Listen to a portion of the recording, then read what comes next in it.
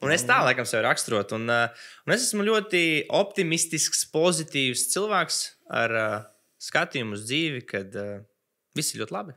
Mēs esam jābūt pateicīgiem par to, kas mums ir. Esmu cilvēks bez viena orgāna. Arī ar to es esmu īpaši. Ar to es esmu īpaši, laikam. Kas kaut gan man teica, ka es daudz vairāk slimošu, bet es neesmu tāds. Vienreiz es biju saslims, man bija temperatūra vien brīdi, bet jā. Nu, tā laikam. Okay. Kur tu sāki šo ceļojumu vispār uz šodienu? Kur tu esi dzīvis, no kurienes tu nācis?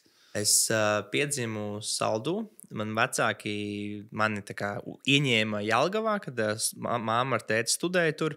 Esmu uzaudzis tādā pilsētiņā, kas saucas Kalni, kas Saldus novadā. Tu vēl tur neesi bijis, bet tu būsi. Jā, braukšu ciemos.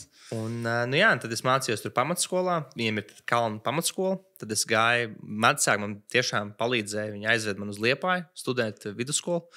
Tas bija ļoti stilīgi. Un tad es universitātē Latvijas mācījos. Un es jau neko negribēju.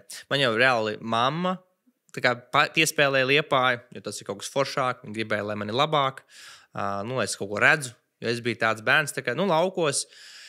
Tā ir ļoti daudziem. Jo es biju kalnos, ka vienkārši viņi dzīvo tajā burbulī. Viņi pat nezina, ka viņiem ir mērķi. Viņi pat nezina, ka viņi kaut ko gribētu. Viņi tur ir, viņi tur dzīvo, viņi tur tusē. Un tā visa dzīve ir tādā vidē, kas varbūt nav tik forša, jo tur ir.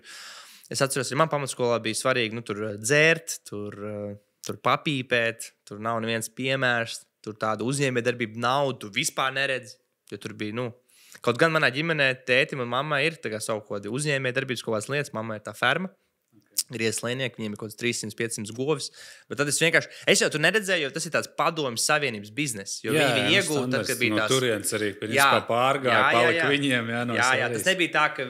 labi, tas jau bija tā, ka viņi radīja, jo viņi arī radīja viņu. Bet viņi bija kā speciālisti, kur pēc tam viņi privatizēja, sanāk tā laikam. Bet es precīzi nezinu, bet man liekas kaut kā tā. Bet viņiem nav tāds, davai, tev vajag biznesu tur kā jaunietim. Man vispār bija ļoti tā uzaugšana tāda jocīga, jo... Tad, kad man augstskolā Latvijas universitātē bija kaut kādi mērķi, tad tie mērķi man tur ģimene bija pret to. Okay. Viņi nebija tāda atbalstoša, ka jā, tev tur vajag biznesu, davai dari. Nē. Vēl pret ģimeni jā. Māma bija, davai visu, tev vajag labu izglītību, labu darbu. Standarts. Standarts. Tur nebija tāds, jo, davai tur ņēmies to, tur kaut kādu tur pakalpojumu savu. Nē. Tas vispār nebija tas. Okay. Kas tu gribēji būt, kad izaugs? Kad tu biji maziņš, tev bija jau kaut kas. Neko. Tur jau dalīt, ka nekas. Man vispār nebija vēlmes, mērķi. Un tad man kaut kā 21 gadu vecumā kaut kas sāka parādīties, kaut kādas vēlmes. Un tad jau pēc tam 23, 24 gadu vairāk tajā gadā tajā nopietnāk kaut ko darīt. Bet nebija tādas vēlmes. Es vienu brīdi gribēju būt hokejists, jo es spēlēju arī hokeju vairākus gadus, bet es uzsāku ļoti vēlā vecumā, kaut kādos 13, 14 gados, kas ir ļoti vēlu. Jā, tas ļoti vēlu. Un, es tāpat domāju par sevi pagātnē, es ļoti nav bijuši tādi.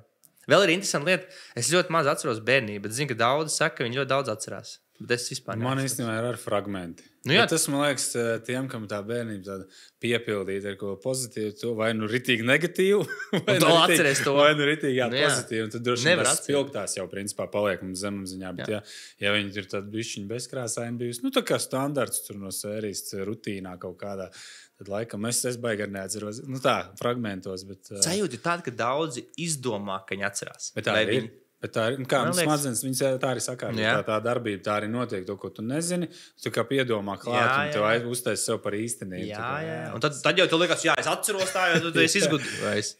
Tāda man tā sajūta.